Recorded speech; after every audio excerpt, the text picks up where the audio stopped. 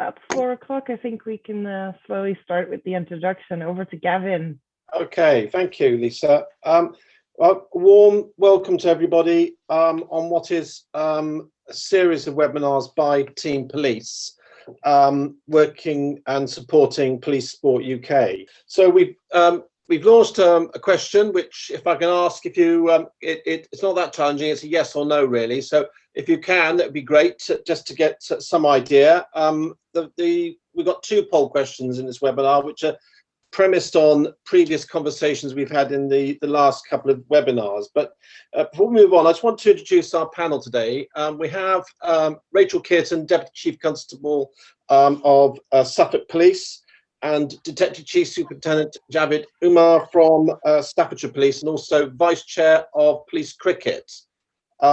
We also got, as Lisa said, Mike Ashby-Clark, UK and Ireland Country Manager for Axon, our key sponsor for this webinar, and I'm extraordinarily grateful for Axon supporting us in this webinar and being a valued supporter for TeamPolice. We can't do this without our key sponsors and supporters from across business engaging with TeamPolice and supporting sport and wellbeing in the police service. So what I'd like to do also is introduce Peter Darling, Chief Executive of South Yorkshire Police Sports and Social Club, and Lisa Smith, Chief Executive of the Police Sports Wellbeing Association of West Midlands. And as you can see, the question which we're really focusing on in the next hour is how can we better promote, I suppose, physical activity for everybody in the policing family. And those of you who were on the last webinar, we touched upon the covenant, which is coming in soon when the Home Secretary decides to sign it off, but it's going to include the wider police family, not only those serving, but those who've retired, like me, and our wider family as well. So it's a question which I think is going to be important, particularly coming out of this horrible period which we've all been living and experiencing for the last year or so. So what I'd like to do is start just this conversation with Peter and Lisa, just to get a flavour from you both as to what sports and social clubs have been doing and what you think sports and social clubs should be doing to promote physical activity for everyone in the policing family. Lisa, could I perhaps start with you? Yeah, of course. Thanks for inviting me. With regards to West Midlands, we've got very strong sports sections, and certainly through the pandemic, we've seen that the support for the Wellbeing Centre to have continued. Our main aim is to allow all people at all levels to take part in sport, and we have about 8% of our complete membership that are currently taking part in sport that was allowed to happen through the pandemic. We're now looking at the majority to bring back in with yesterday's news, and then we'll go back to promoting sport, but mostly with our retired police family that we have honorary membership, and we want to keep them in the police family when they leave West Mids as serving officers. So we'll be looking quite hard at bringing those people back in to play sport and social activities. So yeah, generally we've continued to keep the momentum going. We've got sports sections that suit all kinds of activities that people are able to do, and yeah, we're really strong and we're really hopeful, but there's a lot of members out there that we still have to attract, and time off for sport and subsidising sport is the way that we will continue to do that. Thank you, sir. And Peter? Yes, in South Yorkshire we've got about 30 different sporting and social sections and recreation sections. Different to when I joined the force many years ago, it's much wider now than the course of sports of football and rugby, etc. There's some social sections like mountaineering and walking, that sort of thing. One of the things we do like to do is offer the opportunity. This is a real key thing, I think, really, the opportunity to our members to take part in something they've not done before. And one example that I always give when speaking to our new recruits here is our clay shooting section. Every year they have a go day, which is exactly what it says on the can. People just fancy the idea of having a go with the clay shooting section. They go, they talk the elementaries, and a few years ago, one of our detention officers went and did that. A female detention officer had a go, And she took to like duck to water, basically. She won local championships, regional, national, and in 2018 represented Scotland in the Commonwealth Games and got a bronze medal. And Wow. that's just one good example, I think, of the opportunity being there that many other organisations don't provide nowadays.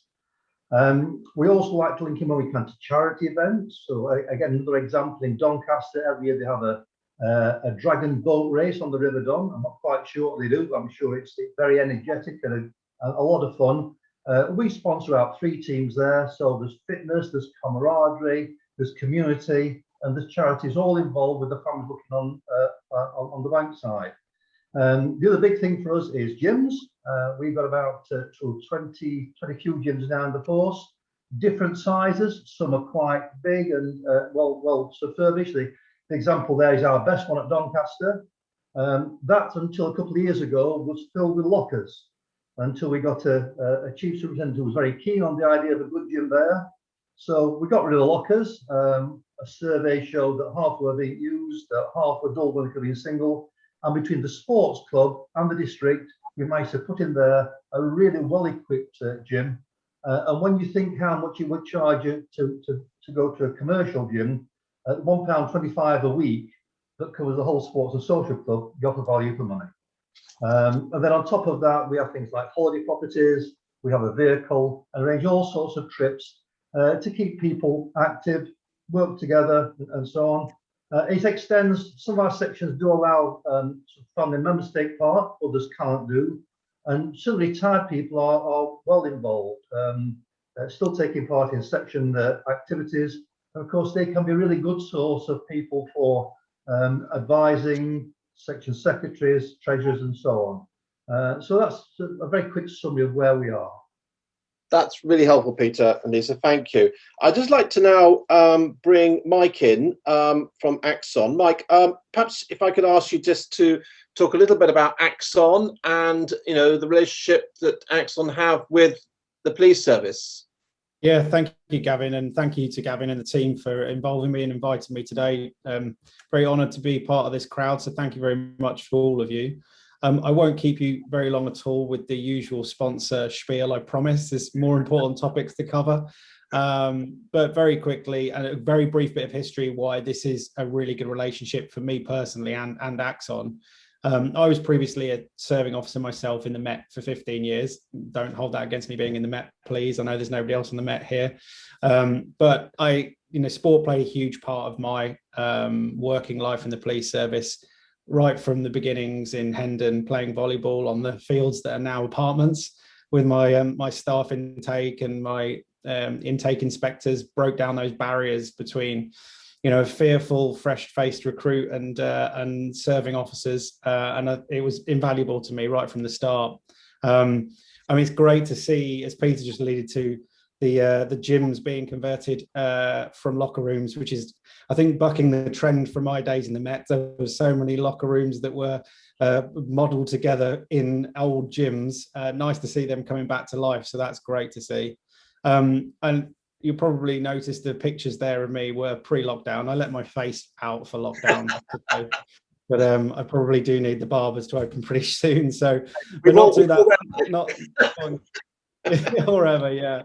But not that long ago, I was very lucky enough to be involved in a lot of police sport. I played football for the Met in my early days, and I was a lot younger and fitter and had good knees. And then I also ran the Inter-Borough Football League, and if the TSG could keep more than 7 players on the field at the end of the game, that was a win. And fortunate enough to represent the British Police at golf, which was great and amazing to be part of that kind of level of sport through the police. So again, the marriage really between this relationship. Now I'm on the dark side in the commercial entity, and being able to support TeamPolice is really close to my heart. If we just flip to the next slide, I'll talk a little bit about Axon very quickly. For those of you that don't know, Axon are most well known for our taser devices. We were primarily a hardware manufacturing company for many years, and we switched to a software first company about 5 years ago. Hence the name change from Taser International to Axon. We still make the tasers that are equipped with all of your officers still come from us, and it's great to be part of that. And I think that one big unique difference between us and probably most of the partners and suppliers you work with in the police forces is absolutely everything we do is for the police. There is no public safety arm of Axon. It is public safety, everything we do. We spend about $100 million a year in R&D. The vast majority of that goes towards creating technologies to make efficiencies for the police and ultimately meeting our goal of obsoleting the bullet. And we're not that far away, believe it or not, certainly from handheld police Glocks. We believe we'll be outperforming those by the end of the decade. And hopefully there'll be no need to be using lethal force in those risk situations. So that's a bit of a history on Axon, and what we do as part of that, that 100% of our revenue comes from police forces, and we love to give back where we can. This year alone, we've run 2 big campaigns. The Got You Covered campaign, that's me again about a year ago, bit of a beard and hiding the hair under a hat, but my 2 lovely daughters getting involved in the Got You Covered campaign, where we donated 1.5 million masks across nearly 7,000 agencies globally, including every single frontline officer in Puerto Rico, which is quite a nice, interesting fact. And this is just a bit of work that we can do, and working with people like TeamPolice to give back to those agencies that we work with across the globe. And next slide, if you wouldn't mind, Elisa, that'd be great. And then just very lastly, very touching on more specifically what Axon does with the police agencies. 2 things that we have done this year alone, or last year: the Axon Citizen platform, which is a public ingestion tool that officers can use either on mobile phones, tablets, or in a control room where you send out a link to witnesses and victims in the field. We offered that globally to every police force for free throughout the pandemic. We've extended it until June. I think it's probably going to be extended again, unfortunately, for all of us. But a small element of our technology that we can enable for all forces to help social distancing, lessen the need to go and take that photo of the broken shed where the bike was stolen, get it done digitally, save time. And I think that is exactly what we do, is creating that technology to save time and efficiencies. And we would love that the forces more holistically gave that time back to officers to do more sport and walk away from their everyday job. We're the technologists, we can't dictate that, but that's a great purpose of this forum and the covenant coming in, to be able to put that kind of pressure on. But I think working closely with people like yourselves and the NPCC and the other partners and charities, we can hopefully help. I think the one fear from us, I think we've probably all seen, is that all this technology is great, and we've all established we can probably work from home more than we ever could, we ever thought we could. But one of the items that was brought up earlier last week at the Police ICT Summit was this fear of being always on mentality that I think is driven from home working. I think the WeCops organization are trying to identify how to get around that, and I've seen that in my home life. Trying butting up Zoom call from Zoom call from Zoom call, there's no downtime, and I think we've got to be conscious of that. And if we can create this technology that gives it a little bit more time back to officers, then hopefully the forces can utilize that time and in some of the topics that we're going to discuss today.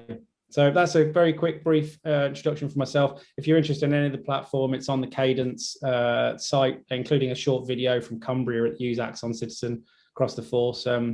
So that's it from me. Thank you.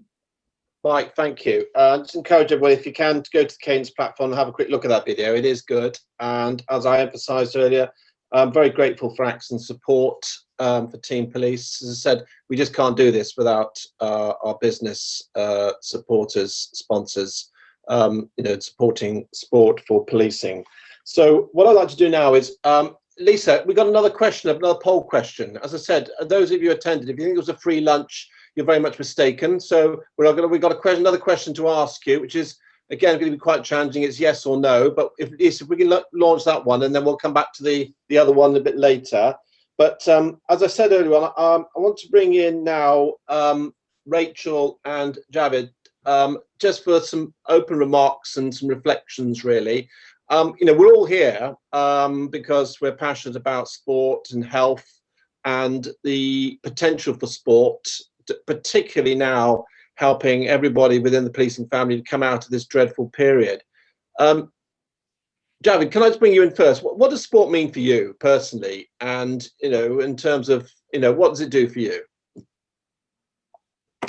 Thanks, Gavin. I suppose from my perspective, personally, it means switching off and quite literally not having your phone on, not thinking about work, being able to concentrate on sort of playing that sport. I still play cricket. I still think I've got an 18-year-old mind, but a 43-year-old body. And I certainly feel it the next day. But it is that opportunity to literally just put everything to one side, do something that you love with a lot of different, sort of teammates from different sort of backgrounds, and an opportunity to sort of engage on a social basis outside of, the work environment.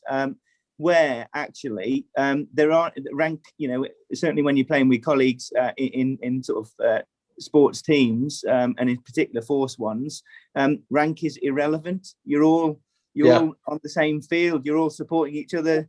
You're all getting a bit of grief from the opposition. You're all getting sworn at the same way potentially. So it's that opportunity just to the old cliche of it's a level playing field. Well, actually it is. And it's a really good way of sort of sharing experiences as well. And certainly from my perspective, again, when we start to introduce sort of the wider policing family, those officers that retired, but most have served 30 years service, and to just switch off and sort of leave policing is a big ask. And actually, this is a really good way of integrating those that have retired into sort of that keep them engaged in that sort of policing family. And probably, as vast as it sounds, there's a lot of experience there. So, our younger officers, our officers that are coming into that sporting arena, have also got a support mechanism that's in place in an informal setting, which with the commonality through the mechanism of sport. So, their experiences, how they've done things, what's changed, any. Whilst you sort of sat in the changing room or on the cricket field, you can have that conversation about bits and bobs of things at work that you're not quite sure, and you've got people with 200, 300, 400 years of policing experience there that you can sort of bounce things off as well. So it's a means for two things really, an ability to switch off if you want to switch off, but an ability to support and get some support in an environment that you may be less comfortable with as you sort of starting your policing journey with people that have gone through the other side as such. Yeah, couldn't agree more, Joe. Thank you. And Rachel, what does sport mean for you? I mean, I know we are Advent Challenge, which we started obviously before Christmas. I think you were very active on that. But Rachel, your reflections, please. Yeah, I think my reflections are well. Firstly, I'd swap my 53-year-old body for a 43-year-old body any day, Javid. So it changes as you get older, and I think I've changed with my thoughts about sport. So when I was competing, it was about a lot that Javid has just explained. That's that camaraderie, that friendship. As I've got older, it is more about keeping going, and it's also about that mental release from the pressures of the office and the online work that we're experiencing now. I've moved between forces, and I've found it a really good way of being able to connect with new people in my new organisation, getting to know people and getting to know the area, as Javid has said, outside of rank or any restrictions like that.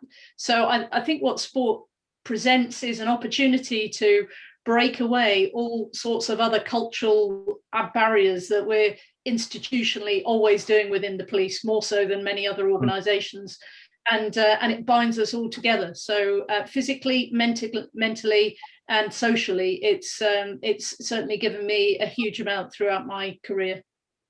Okay, and Javid, I understand you're heavily involved in cricket with the police service. Do you want to just give us a few words about that in terms of where you see cricket at the moment within the police service? Yeah, I'm a co-vice chair of British Police Cricket. Have been so for a number of years. I mean, I have to say, just from the cricket section alone, when we started, small number of sides from forces competing in a national knockout, a very well established British Police cricket section, and a cricket tour that supported that. But actually, in the last couple of years, the development in British Police Cricket has been immense. We've got more forces than we've had in a long time competing in the national knockout.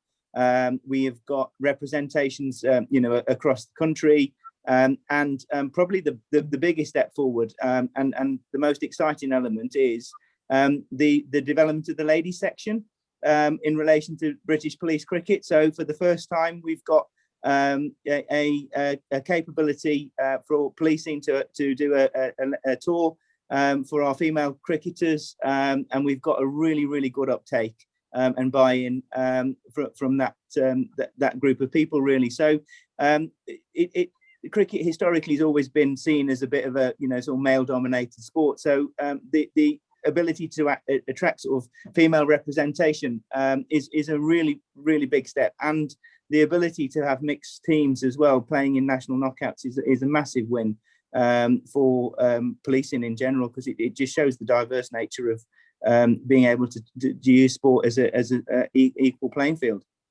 I wanted to use cricket as an example, really, because Rachel, you mentioned something which I felt was very important. But how important do you think sport and just being physically active is going to be for when we start to come out of this dreadful period? Because the police service has been under an extraordinary pressure. We know the NHS has been under pressure, but so has the police service and the people serving in it.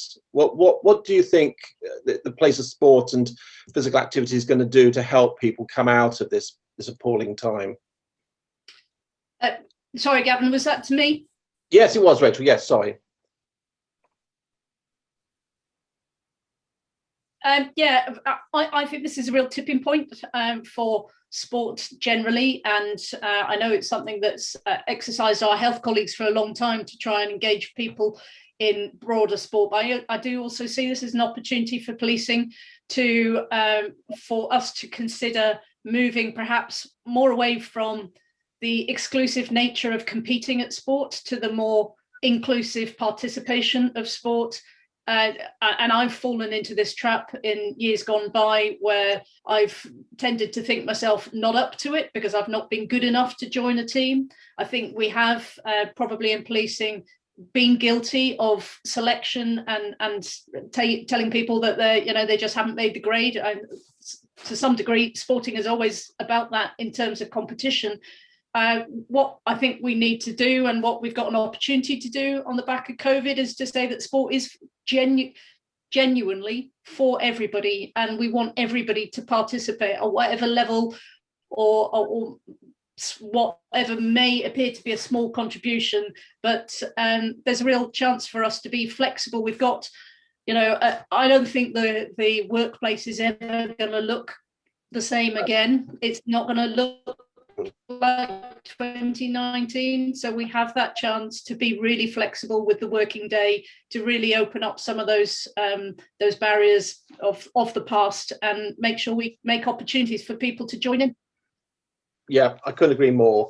And Lisa, you mentioned about the bringing people back into the sport and physical activity after this event.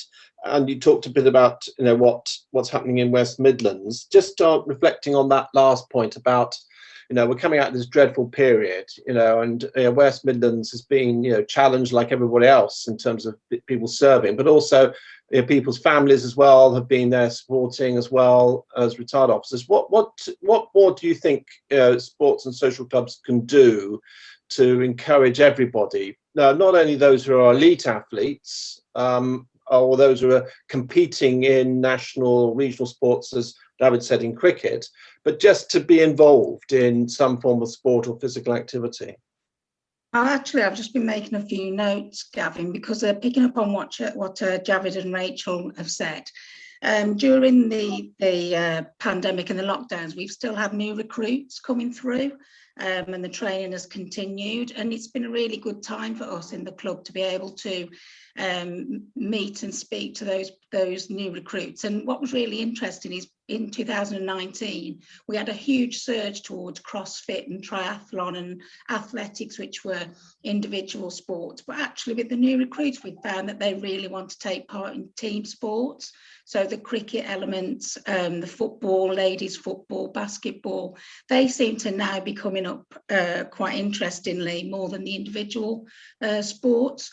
So I think going forward, it's just a matter of, picking up on, what is happening outside of the workplace. How can we attract members of their family and friends? We have an associate member element to our club where we can join family and friends. So, yeah, it's a matter of just getting back out there, letting people know we're here. But those new recruits and those retired officers, that they're our key elements at the moment, and to keep them engaged in what is happening within the police family, both serving and non-serving. Yeah, I think you're right. Particularly, when people retire, I think, David, you mentioned this about, when you retire, you sort of drop off the precipice and disappear. But, people still feel they want to still feel engaged with, something which, they've spent, most of their adult life included within and serving. Peter, you mentioned, impressively that South Yorkshire have 22 gyms. One of the themes we've had in the last few webinars is how people access gyms, particularly where they're on police premises. Have you managed to sort of accommodate that so that they're accessible for all?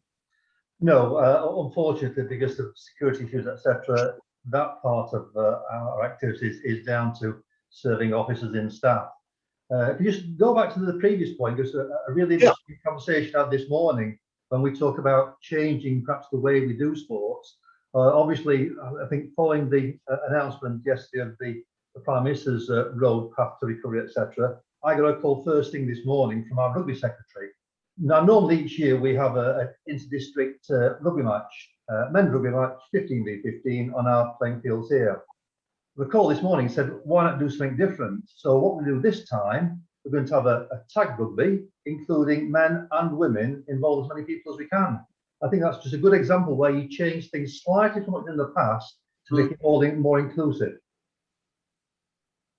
Thank you, Peter. And Mike, I just want to bring you in just for a minute. You mentioned an interesting comment, actually, I picked up on from the police ICT conference. And I think you're absolutely right about people feeling always on. It's very difficult to disengage. And I can remember that from working from home, even prior to COVID. It was very difficult to be strong enough to say, actually, I'm now going to switch off and walk away. Could you just broaden that a little bit in terms of how you think technology can help that? Yeah, I think, thanks, Gavin. I think we have to be careful not to help too much. I think that's kind of my point. What I think Rachel was mentioning earlier, we're never going to return to the same world again. I think we'll find a new normal, is my take on it. But that new normal will probably involve more home working, more, we've got to remember that a lot of our officers are not frontline response team officers. They are in jobs that they can do a significant portion of it remotely because of the technology that's about today. I think it's just being conscious of that and allowing that buffer on people's time so they're not always on. I think that's probably the more important thing. There was a phrase that a boss of mine used to use going back a few years now. A.D. Hutchinson, the superintendent in the Met, just recently retired. He used to say he used to fight hard and hard prior to COVID to get the senior management team to understand the abilities of working from home. And he used to say that the biggest challenge he had was getting people to understand that work is something we do and not somewhere we go.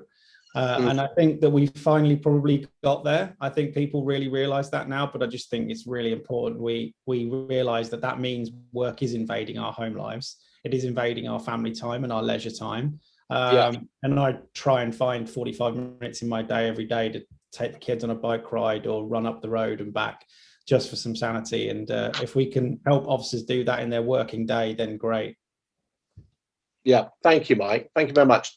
Lisa, can we just bring in, have we got some responses to the poll questions, please? So yeah, 92% of, as you can imagine, 92% of our attendees said that they think serving officers and staff should be given time during working hours to do police work. So that's a significant majority. Okay, all right.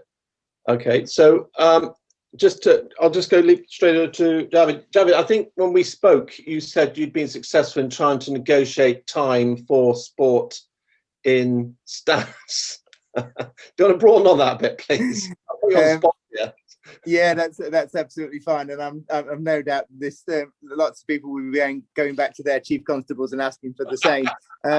So I will say do it, because there was a sort of misconception here that, oh, you know, you won't get time off for sports, and those days have gone, and you know, competing demands, and the demands on the service is such that people won't get that time off. So we as the sports section said, well, have we ever asked the question?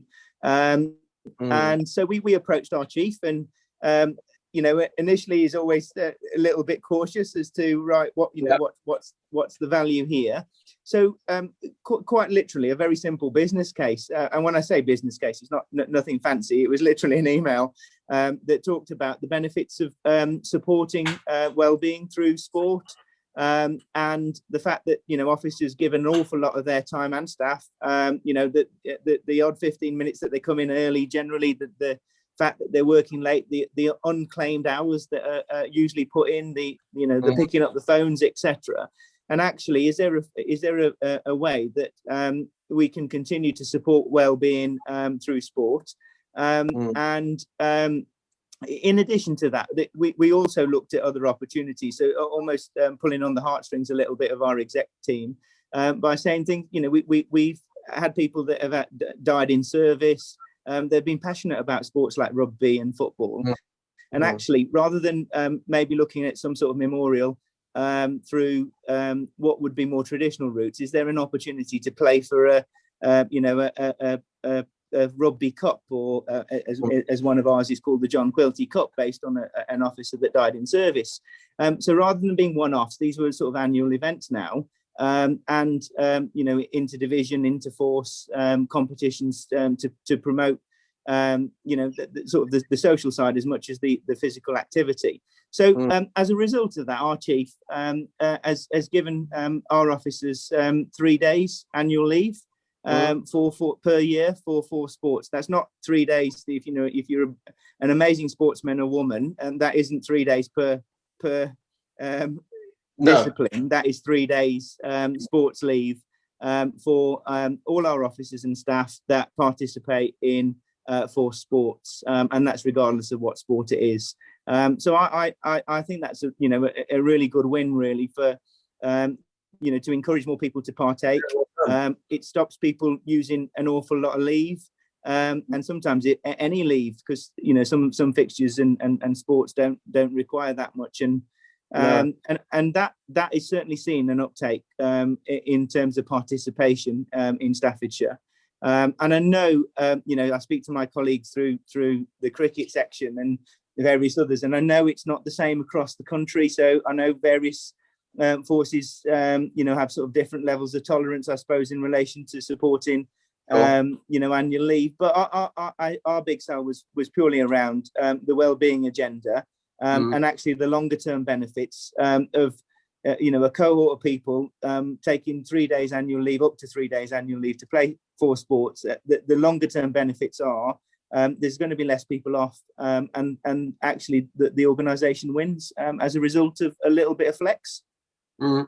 Yeah, thank you, Jared. I think Rachel, can I just come to you on that, because obviously there's been I know in my previous life there was quite a lot of work and understanding of the discretionary effort, which, you know, the service naturally relies upon, because, you know, I think it goes without saying we all view the service as a vocation.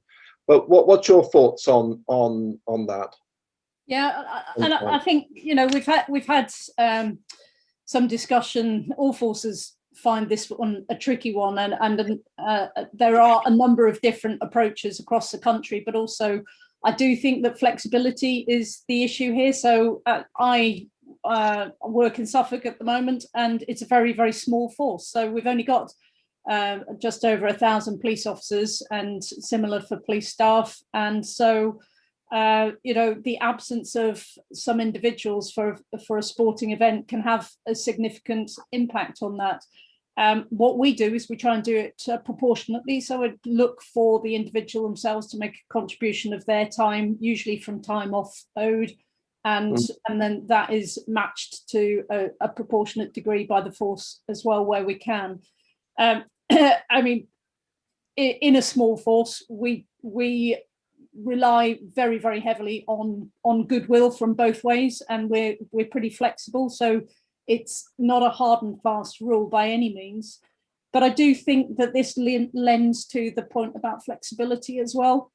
So again, going back to what has COVID presented and the opportunities going forward, a lot of people, particularly over this last lockdown, talked about not working an 8-hour day, starting at 8 in the morning and finishing at 4, but actually perhaps starting at 8 in the morning when it's still dark, finishing at 11:30, taking a couple of hours in the middle of the day, if that was allowed through the nature of their role and also the online nature of their work, and then perhaps working on later in the evening. Yeah. Now, clearly, there are things like the role that the individual carries out and working time regulations and reasons why that might not fit. But for quite a large proportion of our staff, and those also that are retired and so on, can be flexible around when that sport might take place, when training might take place. If it's something that needs to be done outside in daylight hours during the winter, then take a couple of hours in the middle of the day. It's healthy, gets people away from the computers, and it's the right thing to do. When it actually comes to these sporting events, I love the idea of the dedication of perhaps gifted monies and so on to support future sporting events, whether it be a cup, whether it be being put behind. I've competed in festivals which have been dedicated to individuals that have passed away from other forces. So I think there's a great deal of imagination there that can be brought in and made this flexible. It is always going to be a tricky area for chief officers because of the nature of the taxpayers' money and our justification. And I completely support that, because at the end of the day, it is public money, and we do need to make sure that we are using it wisely and appropriately. And that is the business case that Javid talks about. That is exactly what the business case is about, in terms of supporting physical and mental, as well as the camaraderie and everything else we've talked about that sport offers. But it can't be everything. It's just a proportion of that. And I think we do also have to accept that there's an element that will have to be the self-sacrifice and the flexibility of the organisation as well. Yes. Thanks, Rachel. I think, Mike alluded to this. I think it's, we've seen rapid change, social change through the COVID period about how people have adapted their lives to work online and be more flexible in their working life. And with the covenant coming as well, I think that's going to refocus everybody's view of the value which David, put so well to staffs about health, sport, well-being for investment in staff, but fully accept there has to be a balance to that. Lisa, Peter, thoughts from sports and social side? Lisa. It's quite interesting because at West Mids, people have always been very fortunate with time off for sport. It's actually written into the WMP HR document, and we just follow that hand in hand. So people have been very fortunate. That covers all spectrum of sport, not just PSUK, not just USPE, but anyone who wants to take part in GB sport, for example. We also ask for time off with regards to anybody who's doing a marathon or an Ironman, maybe for a charity. And we have a 2-part sign off. One is the ACC, that's our chair of the Wellbeing, but also obviously then the department leader to decide whether that person is required operationally. So we've been very, very fortunate in that respect. But I think going forward on something Rachel just did say then, you've got, weekend events like the ladies football, which is a competition. It takes part over 3 days. The netball, again, takes over 3 days. And then we've got men's football, which is just individual matches. And I think what the pandemic has done and what the lockdown will need to do is look at the way that those team sports and the time off works. And does somebody travel from West Mids to Gwent for a 90-minute football match and travel all the way back? Or do we make these things more comprised and more kind of friendly to people's time? But yeah, I think that there's a big way of changing now. We've done quite a lot of virtual athletic sessions. But I think time off for sport, again, I think the timing of the competitions, all these things now, we've almost got a blank canvas to say, we can do it this way, we used to do it that way. Let's give some time off, give back annual leave, and just look at some various ways that more people can take part. And I think weekend competitions are certainly a way to go. Yeah, I'm just smiling actually when you were talking about the Ironman, because I think if I did an Ironman, I'd need about a fortnight of time off to recover from it, let alone do it. So, Peter, Yes, I'd certainly echo what Lisa just said there about TSUK events being better organised to be more time aware. In South Yorkshire, we don't have the policy we had at one time, which is like a very sort of laid down policy regarding how much time you could have off each year. It's done now, I suppose, in 2 areas. First of all, if a team gets to finals, etc., application to ACC, which has been very well supported in recent years. But then, sort of below that, as it were, the key thing, I think, really, perhaps like what Rachel said, is flexibility. And it's down to, I think, individual supervisors to help their staff to be able to take part in police sport by altering shifts, etc., etc. So we're in a sort of there's different levels to how we assist officers and staff to take part, but there is a support there. Good, thank you, Peter. Lisa, I'm going to go slightly out of sync here, and I think what we'll do is, can we bring up have we got the response to the second poll question? So a bit more disparity, or a bit more, people are a bit more disparate. Sorry, a bit more disparity here. So, do you think police families are currently included and supported within police sports? So, yes, 31%. So that's 12 respondents, and then no, 69%. So I'm guessing something that is very different across the different forces in the UK.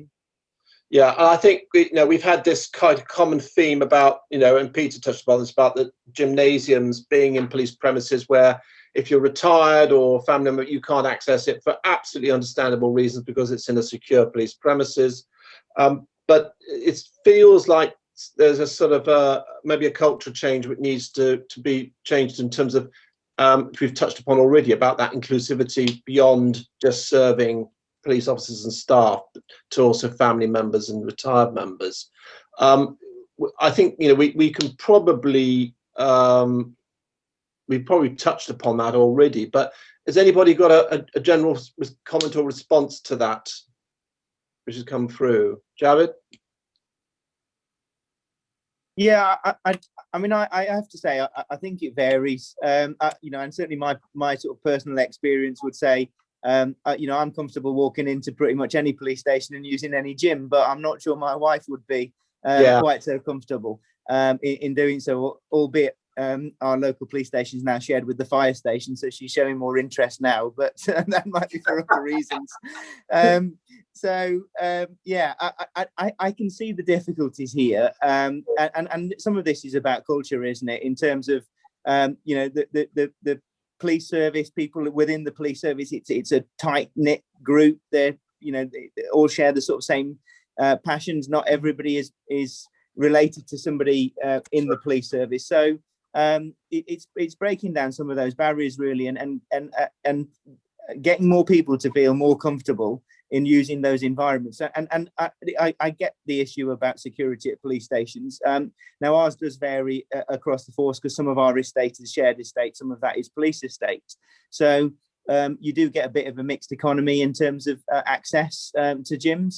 But you can also see why, family members and wider family members feel a little bit, I don't know whether it's intimidated or a bit uncomfortable using police gyms based on, sort of the sort of cultural piece around policing, I suppose. Rachel, what's your thoughts? Yeah, first of all, my thought is that we really do need to include the family again moving forwards. I think a family that does sport is a family that is inclusive together, and that, well, maybe I'm just talking for myself, but I have plenty of sporting days where if it wasn't for my family encouraging me or my friends already waiting for me to go and do some sport, then I'd probably sit and watch some more TV. So we can all benefit from that social aspect of getting us up and active. And so policing should be doing what we can to be more and more inclusive all the time. Javid touched on something there about the fire service. We've got shared fire service and police gyms, but we've also got one in our biggest police station in Suffolk, which is shared with the county, a big station, county council, and lots of other partners. They have associate membership to our gym. So if we can extend to a wide range of people like that who have there are no security checks as such, I think we can do it if we want to, if the will is there. So I would like to see that replicated across gyms wherever possible. It's not going to always be possible, but then we might need to look at the problem in a different way. Is the gym in the right place, or should it be moved to somewhere else?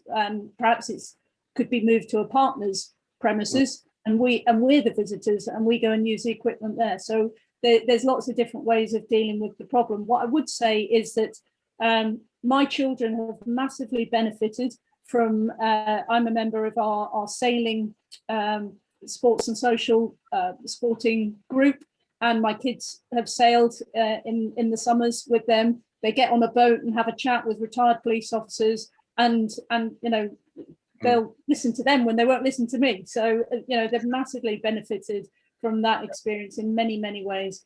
And then the other side of it is we need to be careful and to some degree structured around this. So again, my two teenage sons would absolutely love to go in a gym. They wouldn't have a clue what they're doing. And we need to recognise that this isn't just about extending it to retired police officers. It's also, we're extending it to other vulnerabilities potentially, and we need to cover ourselves when we do that. And I know everybody appreciates that. But all in all, I think it's a good thing to do. And I'm encouraged that the poll has come back with those indicators, because that suggests to me that we are moving in the right direction. We probably need to lose a bit of our traditional setup around some of the national competitions as such, and move some of the energies more into family focused and the broader policing family participation. Or if we manage to hold on to some of those elite competitions, we need to add to that rather than focusing on just the elite sport. I can't help reflect when I was listening to you then, Rachel, when I spent some time in the States and the experience with various police departments out there, and the culture is very different. They are very inclusive. It's almost seemed like a family affair with sport and activities with police officers and staff and their families participating. It's almost seen as sort of the obvious thing to do. So, I think, I agree with you. I think there's some encouraging signs there, and possibly maybe when we come out of this, that dial will start to turn a little bit more towards being more inclusive to families and retirees as well. I think I'll move now to some questions, Elisa. Have we got some questions, please?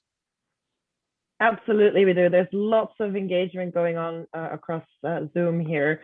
So lots of people talking indeed about the retired, when you're a retired officer, not being able to access police gyms seems to be quite a hot topic, with some people just listing retired police ID cards and other things. So that's something that I don't think the last word has been talked about yet, or discussion has not ended yet. On the other hand, what we're really seeing here as well is some suggestions on certain sports that could include the whole family, like park runs, and seeing lots of things about police family days that used to go on and haven't been organized yet, and also some words about One Team Active already, about the potential that that might bring. To really, there's a lot of engagement, not a lot of actual questions, but to really kind of pull it into a question, I think, what can Police Sport UK do to encourage more veterans in sports, and particularly for retired staff, other than, you know, bowls and snooker? I think that would be a good one to put to the panel here.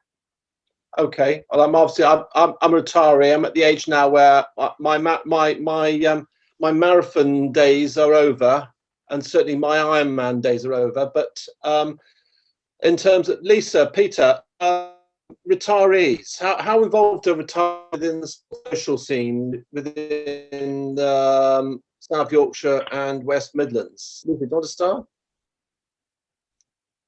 Well, so I suppose we start off by it varies from sport to sport. That's an obvious thing to say. I know that. Right. You know, we can't really expect you know, someone in the 60s to get their way into our rugby team, or because it shows the level our rugby team's not quite as high as I hope it would be. Yeah. But as I mentioned before, they can be, they are involved. In actual fact, our rugby section, the secretary and treasurer, is a retired person. Yeah. Being involved in that, from that perspective, is very, very useful. There are other sports, as they mentioned, you know, the bowls and the like, where the retired people can get involved. And I think that's what we've got to be realistic here as to what the retired people, which sports they can really take part in actually competing. There's still a big role to play in organisation, and also passing on, you know, just words of advice and being supportive generally. Yeah. Lisa. Yeah, just to echo Peter, really. Our sports sections, of which we've got, I think, 35 now, I would say over half of them are the committee led by retired officers and police staff. And in fact, our athletics section has got one of our oldest, older gentlemen who's still doing the race walk. And our athletics section is very much, you know, of older retired members. But yeah, I mean, Flat Green is very popular with families. A lot of children take part in that with grandparents. So I think that I think it's the physical sports. You know, it's not just you know, the anaerobic sports that we need to look at. It's people's abilities, and as Peter says, if people are willing to join and take part, they may not be doing the rugby, but they're most definitely parts of committees and taking part in the events as well. So I think that we're very much you know, on their radar. It is just making sure, as Rachel says, that we don't make it just elite. We don't push PSUK. We push section sport and allow the committees at fun days, you know, to kind of promote what they do. Okay, thank you. I know, David, you mentioned earlier on about the value of, you know, people who are retiring, you know, that mix, you know, across. And of course, it's not just, you know, people who are retired still engaged in that physical sport, because it's also the mental health as well. You know, just if it is bowls, then fine. If it helps you in terms of being more mentally fit. What's your thoughts on that in terms of that question? Yeah, so I do think there is a distinction between sort of the elite sort of British police element and actually what 95% of police sport is, which is the social element and that, you know, that team aspect. I think now we're starting to see some of the cultural changes in terms of how we run those competitions, those national competitions. So instead of being a straight knockout, we now have in certain sections 3 or 4 matches, regardless of how well or badly you do. And quite frankly, we don't care if we come last or first. It's just the ability to put everybody out there and everybody has a go. So, but, you know, selection committees, your best 11 athletes, I think those days have gone, actually. And it's just some of them are, you know, we use them as taster sessions really for some people. So there are really, really good examples of people that have not tried sports that said, you know, I fancy having a go.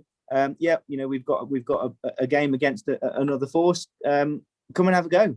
And it, you know, it doesn't matter if you're if you're out very quickly, or you misfield or do something like that. And the same, I have to say, with our retired officers as well. Now, I get that various sports, the physicality of various sports might mean different things for different people, but we're certainly encouraging some of our retired staff to say, to support the sport by saying, well, you be the manager then of the team, or umpire. So we've got a retired chief that umpires for us, and I remember him saying last time that whilst he was umpiring a cricket match, he did 5 kilometres, literally walking to in front of the wicket. So that's it. So it isn't just about one size fits all in terms of you've got to you've got to put your shorts on and a running vest or a jersey and get stuck in that way. There's so many different ways of participating and getting that adrenaline going, and a little bit of feeling sort of part of that setup, and that's mentally as important as the physical side of the sport. Rachel, what's your thoughts about getting more retired involved in sports? Maybe NARPO. I don't know if we've got anybody on NARPO on the webinar, but what's your thoughts about getting more, encouraging more involvement with retirees? I think there's huge benefits of it, and talking from a force that's got the second oldest population in the country, we've got lots of retired police colleagues and police staff here in Suffolk, and we have a very close relationship with them. But I think this is an area where we can probably do more and to keep people engaged, not just through that sort of experience and the breadth of the police and family, but of course these are some of our most crucial ambassadors in the community as well. When we think about what we're actually here to deliver in terms of public service, they're a great element and extension of the wider police family. I was just going to mention something that we've introduced here in Suffolk, and it came from a reducing membership position where when I actually took over the chairpersonship of the Sports and Social Club, we were giving out more money to sports and social sections than we were actually receiving in membership. Our membership numbers had reduced and dwindled to such an extent. And since then, a couple of years ago, we've fortunately managed to increase our membership and get things back on track. But the requirement that is there in terms of people making bids for money to support other events, festivals, travel, and so on pre-COVID, was to present how they had been able to increase their membership. So there was a requirement for the sections to lay on special events that were focused on retirees, the wider policing family, and introducing across to families on our Force Family Day in particular, to increase that membership and just sell the benefits of their sport particularly.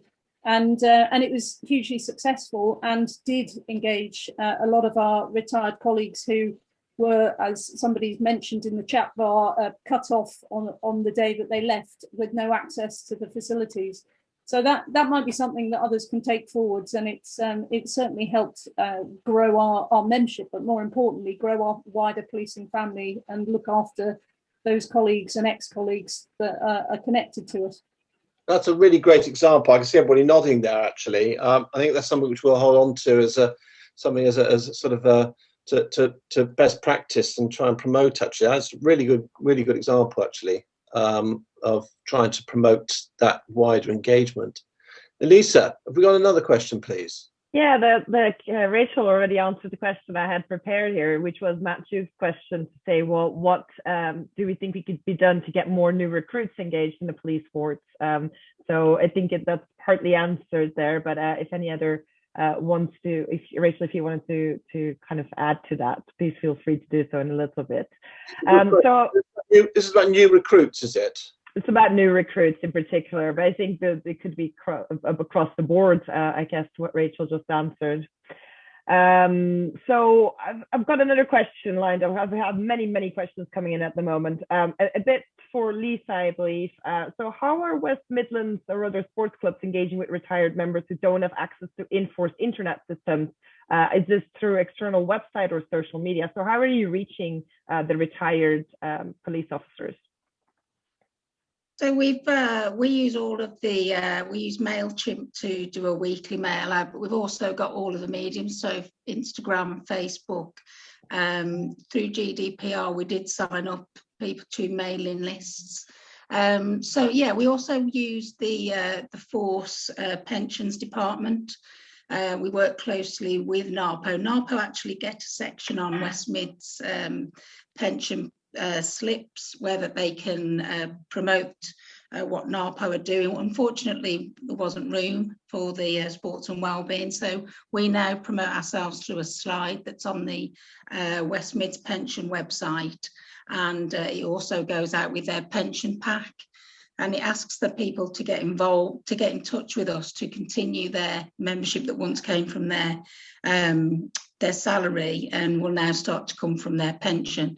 As I say, we do honorary membership for retired police officers and staff.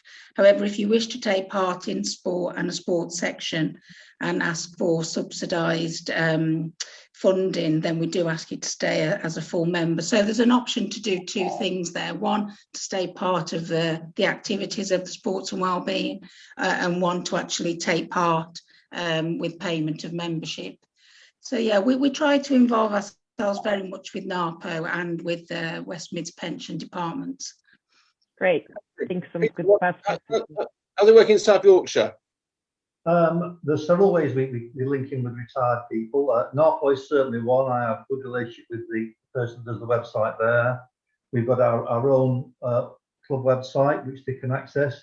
But also, I think what happens quite often is that they become part of a particular section before they retire, and they keep within that section. So in other words, the gold section's got their own Facebook group, and they keep in touch through links they've made whilst they were serving.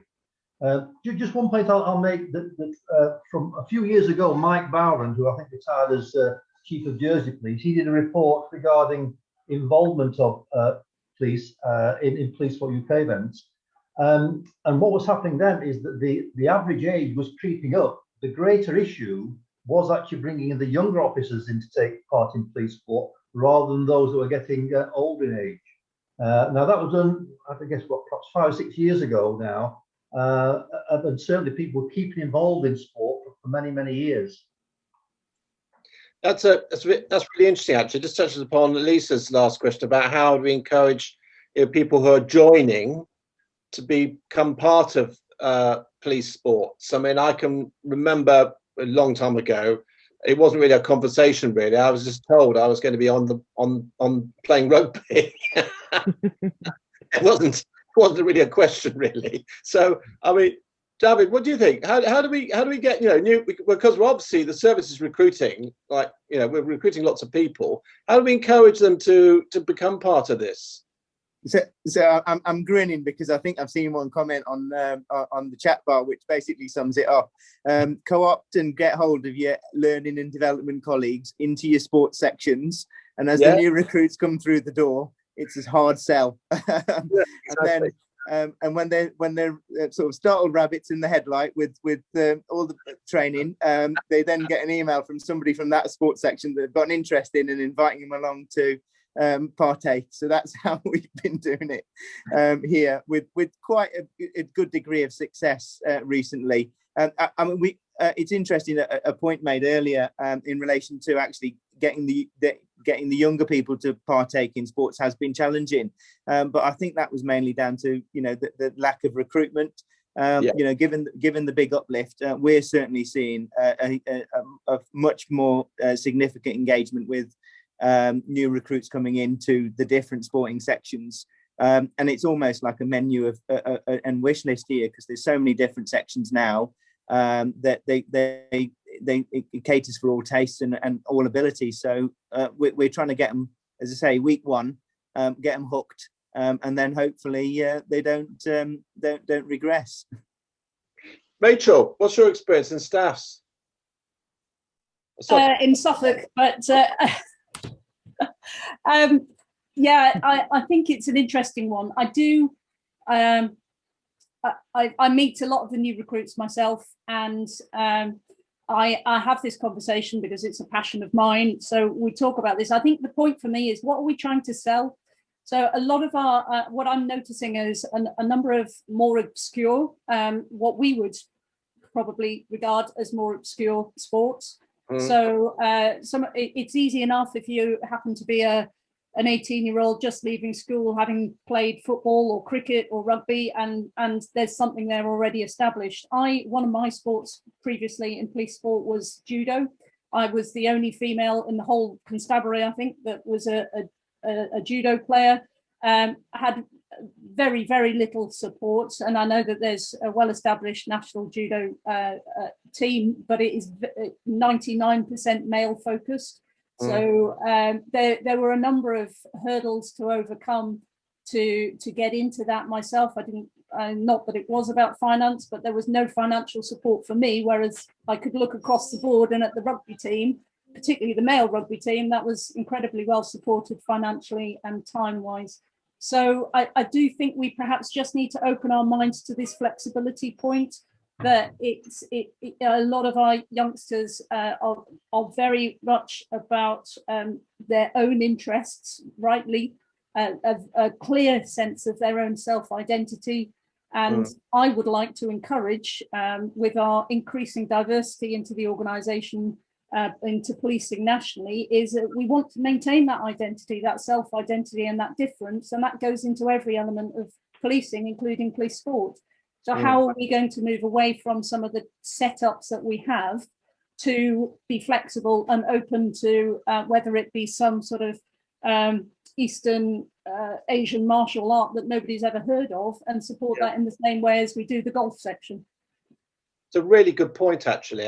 Hopefully, one perhaps we can bring to Police Sport UK to consider. Because I was just reflecting on, Peter, your comment about that example you made when we started this conversation about clay shooting, and somebody is starting off trying it out, and then going right up to competing at the Commonwealth. And since my journey with Team Police, I've spoken to quite a few people who have served or serving in the police service, who are competing at national, in some cases international events in sports, which I wasn't even aware of. I mean, I was talking to one colleague a while ago who is a national and international level at archery. So exactly your point, Rachel, we need to perhaps think about being more diverse in our approach to encouraging and supporting a wider range of sports in the police service. Elisa, what else are we? What other questions are we getting? So I've got a question here from Ian saying, could NPCC take a greater lead in standardizing time off for sports instead of 45 different policies? What we see a lot here coming back is, the problems with there not being uniform policies across the board in all sorts of sectors. But yes, especially for the time off sport, would like to put that to the panel.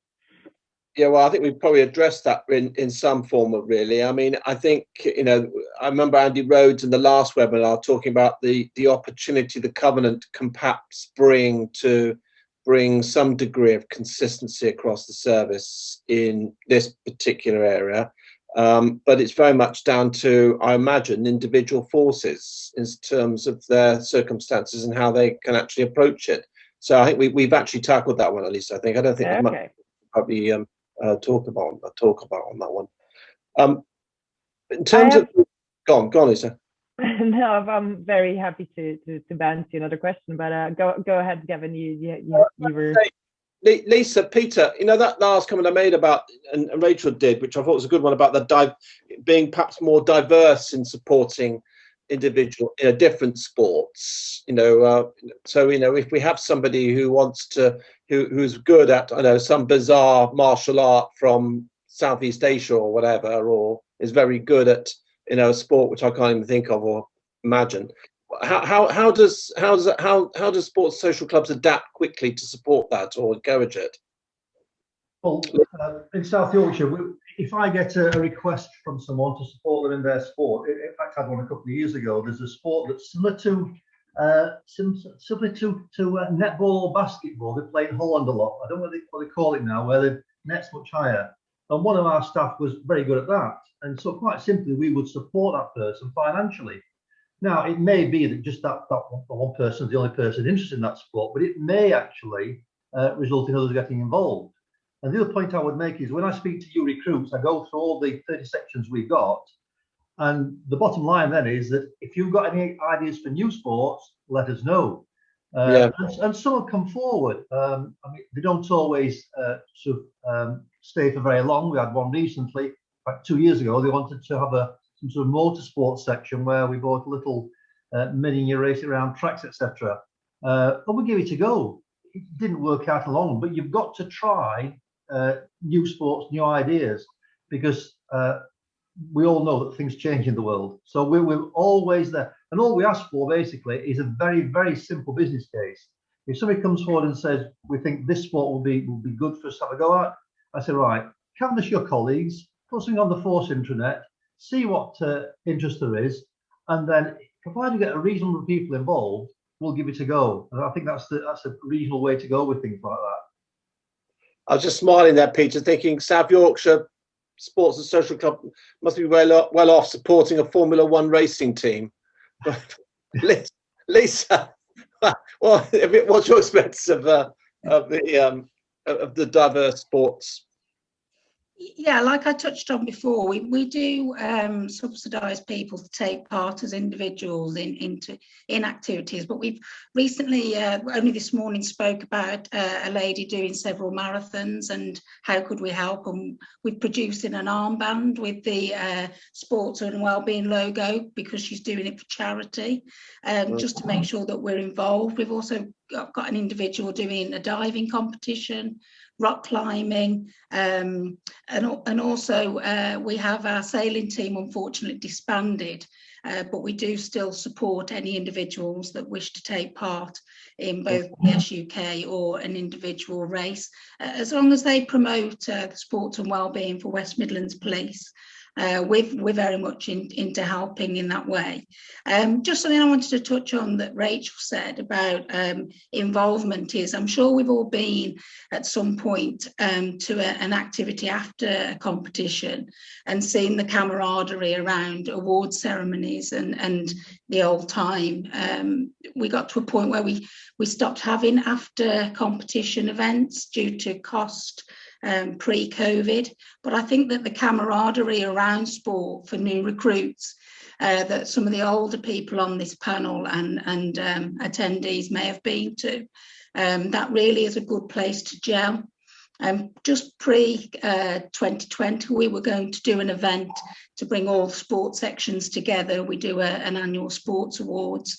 I think Peter does the same, where we celebrate success. But the camaraderie in bringing together all different sports sections and sporting people is really something that new recruits need to feel. And I think that, you know, we need not be scared of doing that once government restrictions allow us to come back in groups. Well, certainly that we in TeamPolice just can't wait for that, because that's certainly something which we were working with the police service to do just that, to put together events, you know, between the police sport, business sponsors to come together to celebrate just that comradeship and sports in policing.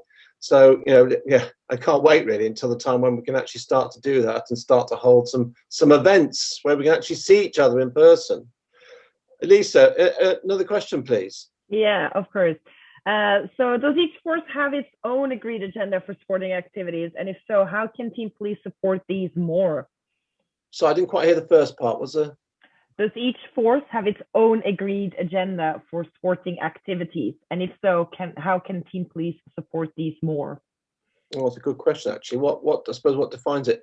Javid, how does that work in your force?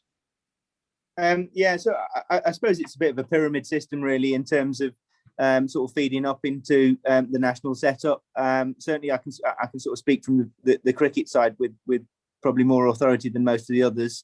in terms of sports, but it's very much aimed, starts at grassroots, supporting that sort of wellbeing piece around sort of local, leads into the national and regional competitions, that ultimately leads into the British Police setup, which then is obviously linked into team sport. So that's pretty much the pyramid system that's adopted in Staffordshire. I know from certainly the football and the running sections, it's a very similar process. I'm not so familiar with some of the other sections in relation to how that feeds up. Rachel, what about Suffolk?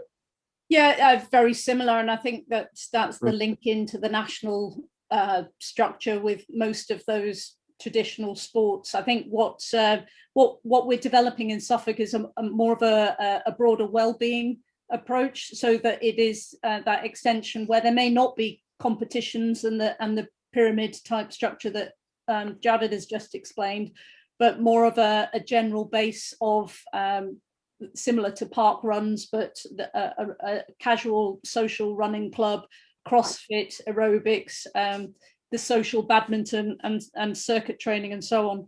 And what I think is missing, certainly in Suffolk, that is worth us considering is how all that ties together for that mutual benefit. So I think it's an excellent question, and I don't think from a Suffolk perspective we've got an answer for it at the moment. Where do you think, I'll ask this question to Lisa and Peter, but obviously TeamPolice exists to sort of raise funds for Police Sport UK. If we got more money coming into police sport, where could it be put to best effect? Rachel? Again, and I feel like I'm a bit stuck on this, but I do quite passionately feel that we need to try and move towards the inclusivity of sport, and we need to move away from the competition to the participation, the maximum participation, because that's where policing in every aspect, social, physical, mental, is going to benefit from. So and that links into Lisa's point about, I think it was Lisa who made the point about the after event camaraderie, and it links into that point about the wider policing family. So wherever we can put the money, it should have that objective to increase participation and increase inclusivity. Lisa, is there anything more you can add to that? Because I think it's a really powerful observation. I think, I'd echo everything that Rachel just said there, Gavin. I think with all things in life, we can throw money at a subject, but it is about getting the interest from the individuals. And you know, I know certainly I've subsidised huge events and got very little in return. So I think it's the engagement first and foremost. And we can, and yes, most certainly use money all of the time to get people involved, and we can, you know, t-shirts and giveaways and family events. But I think we've really got to be able to engage with the officers. I've got, you know, 11,000 head count. I've got 6,000 members, and only 5 of those are in the force. So there's a long way for myself and probably Peter to go with getting the engagement of all aspects with the government coming in. But I think we can put money at something, but we really just need to learn to engage. The time off is massive. Gyms are massive. You know, there's so many things that could please people, but additional money is always very welcome. Gavin, thank you. Peter, anything you want to add? Well, I'd say yes, without doubt, wider engagement is the key thing. Those people who are good at their sport would be taking part in sport, whether it's Police Sport UK or not. They would still be involved in sport. Yeah. Our task should be to widen it, make it more interesting. You know, there's all sorts of ideas. You know, we have the gyms, but linked on with that, you know, we've run examples of like yoga classes and things like that. We need to think wide and have such a wide spectrum of events that anybody can actually have double at something. Mike, let me just bring you in on this in terms of what you've heard. Any reflections in terms of what you heard? I mean, I think Rachel commented about how we need to perhaps change the dial slightly to be more inclusive and encourage participation in sport. But any thoughts from you? I think there's a couple of topics that have been touched on throughout today's panel. I think one, when I started in the police, approved leave was a real thing, right? If you were anyway good at sport, you got quite a bit of time off, and the new recruits are never going to have known that life. So it's a totally different tactic to try and get involvement for the new recruits, I think. And I think the inclusion thing is the most important thing, right? We don't have, for whatever reason, the same level of entry fitness requirements to come into the job as we used to. So people are maybe naturally not as sport orientated as they used to be, but it doesn't mean that you have to be great at sport to be involved, right? That, there's a lot of talk here about this inclusivity, and I don't think that approved leave, if it comes back in any form, should be for the elite. That's how we all maintain fit and healthy mind, healthy body, etc. So it's a tricky one. I'm sure I have the answers to how to get new recruits involved, but I think as a matter of fact, we must make it inclusive. Okay, thanks, Mike. Lisa, we've got time, probably for one more question before I stop. Yeah, I think this is a great question to end on here. A question from Bill. So COVID has changed our view of participation in sport, and it is clear we should have more inclusive and wider involvement, like the first poll question. But how should the employer and government support this? Wow. Okay, so there's a slightly different nuance to this then. So how should the police service stroke government or Home Office support this?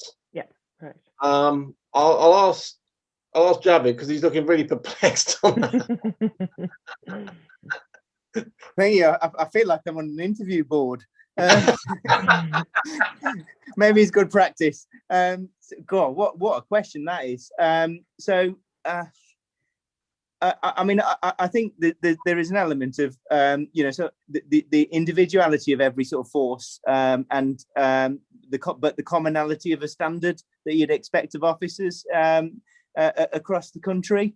So you've almost got to balance a little bit of both, that sort of the nature of the sort of individual aspects and the forces versus the national position, and I suppose that's probably where we look at the NPCC in terms of supporting that, in terms of a sort of common approach to supporting sport. I think by the very nature of how diverse and how many different types of sports there are, it's really difficult to be able to say one size fits all. There is opportunities to do lots of different types of sports depending on where you are in the country. And I was fascinated just earlier to listen to somebody talking about sailing and the middle of landlocked Staffordshire. The closest we get to any sort of water is the reservoir. So that's why it's really difficult to be able to say, there's this one approach and at this top-down national stance in relation to you've got to be able to do this, or you've got to be able to give so much time off. So I do think there is an element of a basic standard and a basic principle about well-being. And well-being across the board, and that takes various forms, and there will be some local discretion in relation to how that's done, in my view. Rachel, I'll probably ask you to make the last comment on this, but I just can't help reflect from the last webinar when we talked about the covenant, and the Home Secretary's put a lot of store about supporting the covenant around this, and where do you see, potentially, Javid's rightly mentioned the NPCC, but where do you see the places for the Home Office, the Home Secretary, in signalling or supporting sport, physical activity for the policing family? I think the way to tackle this is to accept that COVID has presented us as society and across the board a tipping point of opportunity to have better health and well-being across the board. So that does lay a responsibility on forces, but also the government, the Home Office and NPCC. And I think that there is a real chance for us to link in with and promote and progress a culture change. So the culture change that I would be looking for is an expectation My default position will be that I expect people to look after themselves physically, mentally, and then I can identify those that are perhaps struggling, and we can then put the resources towards the people that need it and the areas that are where there are gaps. But we're a long way away from that culture at the moment, and I think it's interesting to look at the comments here and listen to the people that have dialed in. We're still quite elite, and I think we do really need to move away from that to that expectation that everybody participates in some sort of physical activity that looks after their mental well-being, that contributes and supports each other in order to do that. And when we have that tidal change, then we will see people getting involved, and the Home Office is part of that institutional structure that will help that happen. Thank you, Rachel. Thank you very much. Well, look, I'm going to kind of tie it together now. Thank you very much, all of you. You've been a fantastic panel. We've had some really good questions from those who've participated in this. I'm sure the conversation is going to continue.